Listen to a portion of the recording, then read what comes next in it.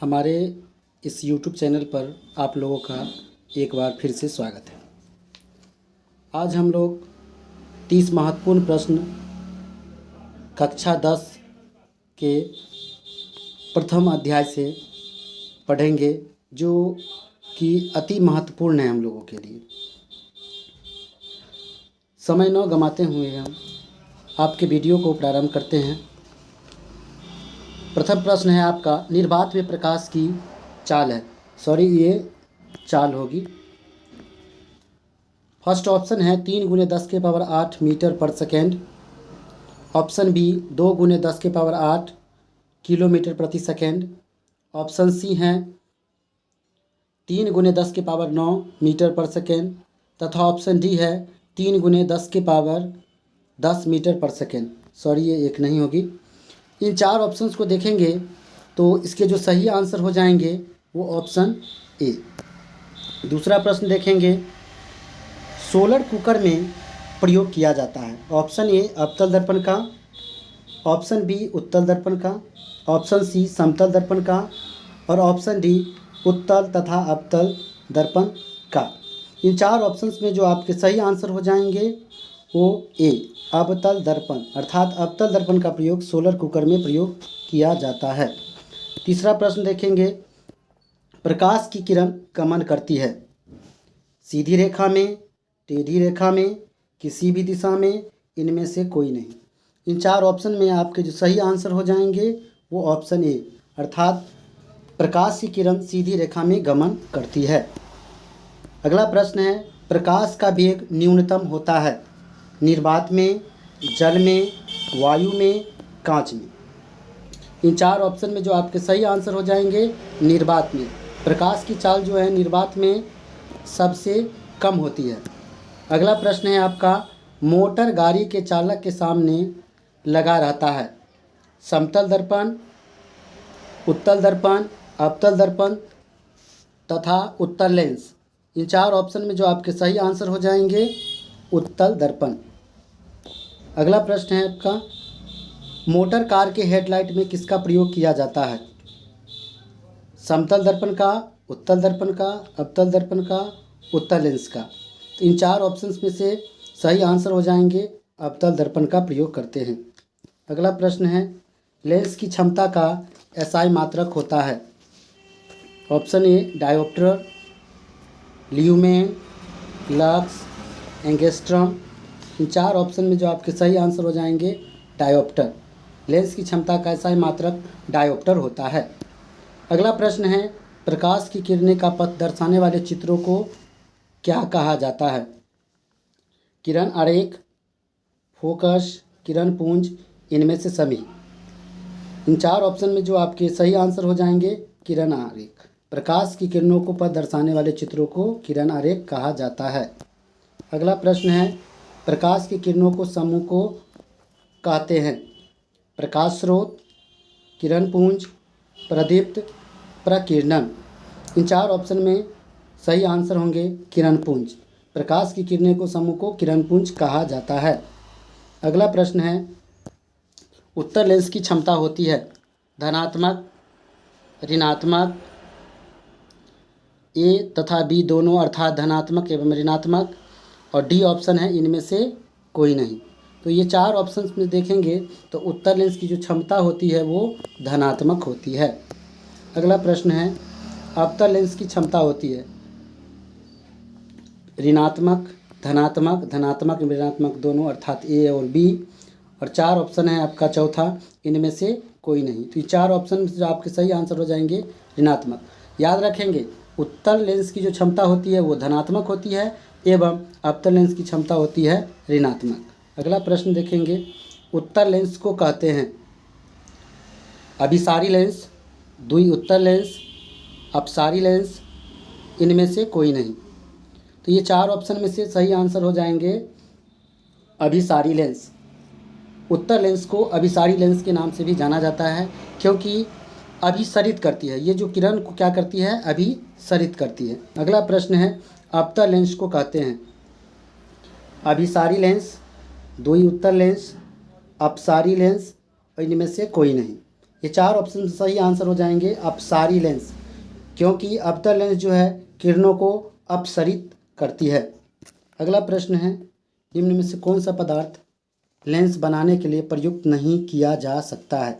इन 4 option में प्रथम option है आपका जल, दूसरा कांच, C option plastic, D option मिट्टी। इन 4 ऑप्शन में जो सही आंसर हो जाएंगे आपके प्लास्टिक। प्लास्टिक का प्रयोग हम लोग लेंस बनाने में नहीं करते हैं। अगला क्वेश्चन है आपका, साइड मिरर के रूप में प्रयुक्त होता है।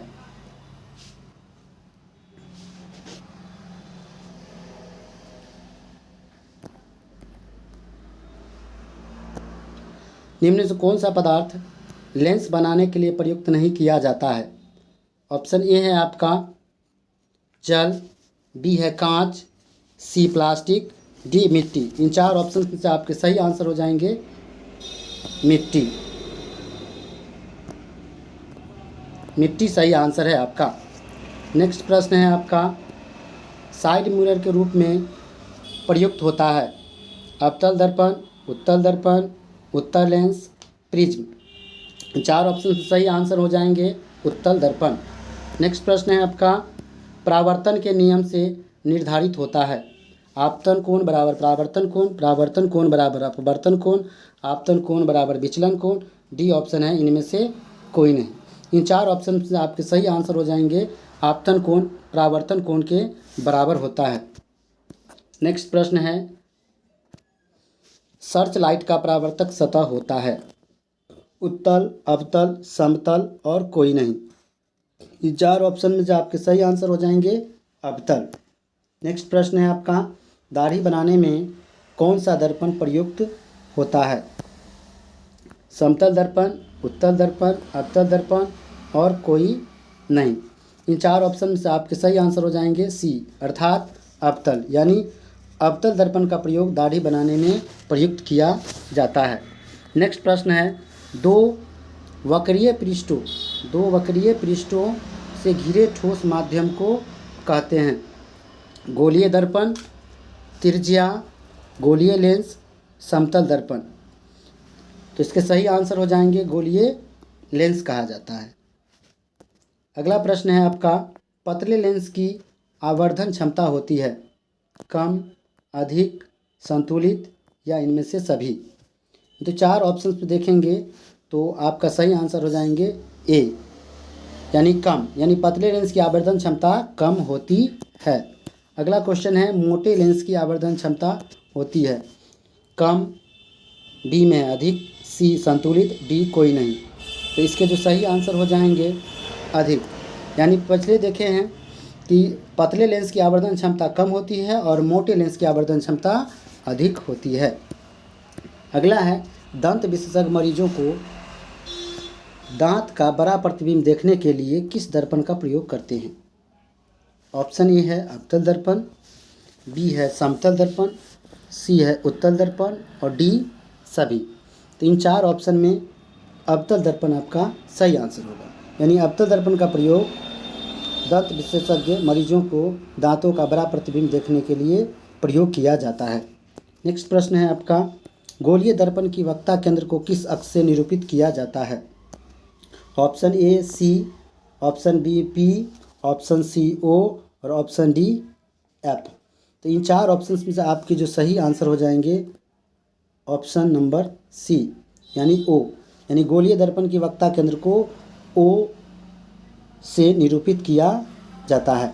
नेक्स्ट प्रश्न है आपका, लेंस के केंद्रीय बिंदु को कहते हैं।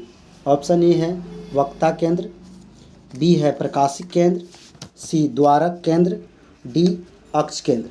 तो इन 4 ऑप्शन में से आपके सही आंसर हो जाएंगे प्रकाशिक केंद्र। अगला प्रश्न है आपका, किसी लेंस द्वारा उत्पन्न आवर्धन का एसआई मात्रक क्या है? ऑप्शन ए है metre, option B centimetre, option C millimetre और डी है आपका मात्रक विहीन। तो इन 4 ऑप्शन में जो आपके सही आंसर हो जाएंगे मात्रक विहीन, मतलब किसी लेंस द्वारा उत्पन्न आवर्धन का जो एसआई मात्रक है वो मात्रक विहीन है, अर्थात इसका कोई मात्रक नहीं होता। अगला प्रश्न है आपका, गोलीय दर्पण के परावर्तक पृष्ठ के केंद्र को दर्पण का कहा जाता है? ऑप्शन ए है मध्य, बी ध्रुव, सी गोलार्ध और डी अक्ष। तो इन चार ऑप्शन से आपके जो सही आंसर हो जाएंगे ध्रुव, यानी गोलीय दर्पण के परावर्तक पृष्ठ के केंद्र को दर्पण का ध्रुव कहा जाता है। अगला प्रश्न है आपका, उत्तल लेंस में बना प्रतिबिंब होता है बराबर और सीधा, वास्तविक और उल्टा, वास्तविक और सीधा, इनमें से कोई नहीं। तो इन चार ऑप्शन में आपके सही आंसर हो जाएंगे वास्तविक और उल्टा। नेक्स्ट प्रश्न है आपका, एक उत्तल लेंस होता है सभी जगह समान मोटाई का, बीच की अपेक्षा किनारों पर मोटा। सी ऑप्शन है किनारों की अपेक्षा बीच में मोटा। डी ऑप्शन है इनमें से कोई नहीं। तो इन चार ऑप्शन से आपके जो सही आंसर होंगे सी, किनारों की अपेक्षा बीच में मोटा होता है उत्तल लेंस।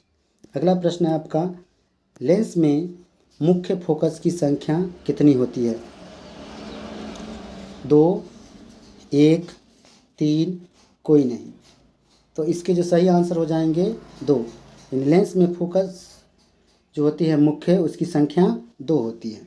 अगला और लास्ट प्रश्न है आपका, फोटोग्राफी कैमरा का अभिदृश्यक होता है उत्तल लेंस, अवतल लेंस, उत्तल दर्पण और अवतल दर्पण। तो इसके जो सही आंसर हो जाएंगे उत्तल लेंस, यानी उत्तल लेंस का प्रयोग जो है फोटोग्राफी कैमरा में अभिदृश्यक के रूप में किया जाता है। यदि आपको यह वीडियो अच्छा लगा हो, इसके कंटेंट अच्छा लगा हो, तो वीडियो को लाइक, शेयर और सब्सक्राइब करें।